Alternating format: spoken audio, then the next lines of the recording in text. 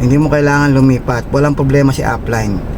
Kasi tama lang na ina-update ka pagka subscription na. Kasi nagre-reflect sa email niya na hindi ka pabayad. Magkakatapusan na, di ba? Pagka ganun yun, magkakatapusan, nag-email na yan. So kaya ka ina-update, pini-PM ka. Pero ang confession ng leader na to, bakit daw itong subscription lang daw siya ina-update? Wala raw na itutulong. Hindi, nasa GC ka. Okay, nasa GC po tayo, nasa GC kayo. Ina-update po sa GC yan. So hindi mo na kailangang maghintay ng DM. Hindi ka na i-direct message kasi ang dami nyo para i-direct message. Hindi na kaya ni upline yun. Okay, so sa GC nagsesend si upline doon. Ako as an upline, ganun din ginagawa ko.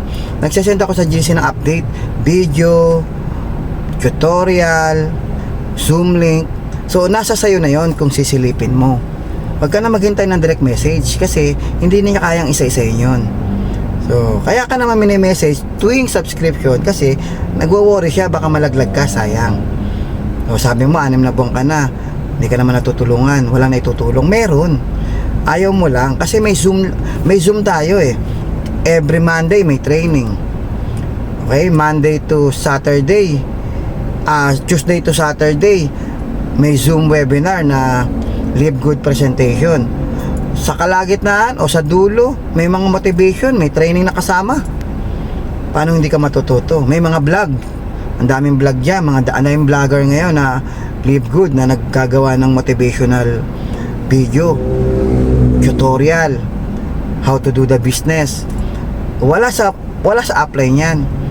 Hindi mo kailangang hintayin si upline. Nakakalat na po ang kaalaman. Ako, sumali ako dito, hindi ko naman inaabala yung upline ko. Bakit? May sarili akong mata, may sarili akong tenga, diba? May sarili akong utak. Kaya kong aralin to. Nasa Google, kung merong hindi maintindihan ng English, Google ko yan. Buksan ko yung dashboard ko, yung back office ko, kung ano yung hindi ko naintindihan. Translate lang yan.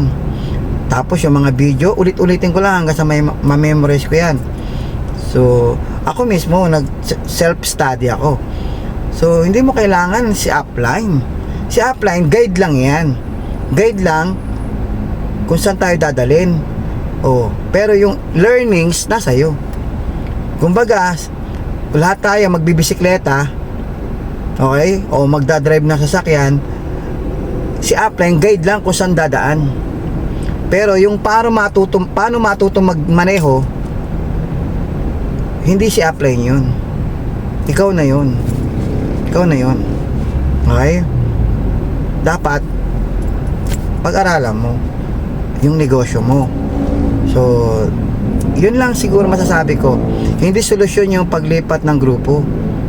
Pag lumipat ka ng grupo at gagawin mo rin yung attitude mo ron, hindi ka pa rin kikita. Pareho lang yun. Okay nyo? Ang kailangan mo talaga dito, kailangan ma-master mo yung negosyo mo. Unang-una po yan, dapat magkaroon ka ng commitment na matuto. O, ayaw mo kasing bigyan ng oras, ayaw mong masterin. Pangalawa, hindi ka puro subscribe. Kailangan kumikita ka through referral para may pang subscribe ka. Huwag mong kunin kung kani-kanino yung referral ay yung subscription mo. Sa sideline ka dito para pagmayad ng subscription. Ba't hindi ka na lang kung mag-racket kay Live Good, kung kani-kanino kang racket pumupunta para pang subscribe.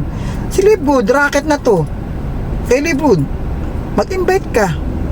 Oh, diba? Yun ang racket mo. Mag-invite ka. Diba? Pag may pumasok, may 1-4 ka. O ilang subscription na yun? 2. May sobra pa. Eh kapag naka-4 ka, o di bayaran mo na yung 1 year. Diba? 1 year subscription, nakales ka pa ng 2 months. Oo nyo? Ganun lang yun.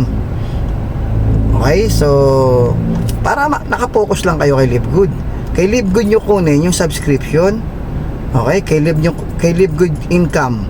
Okay, Live Good income. Doon mo kunin ang subscription. By direct referral. Weekly password commission. Ito pa good news.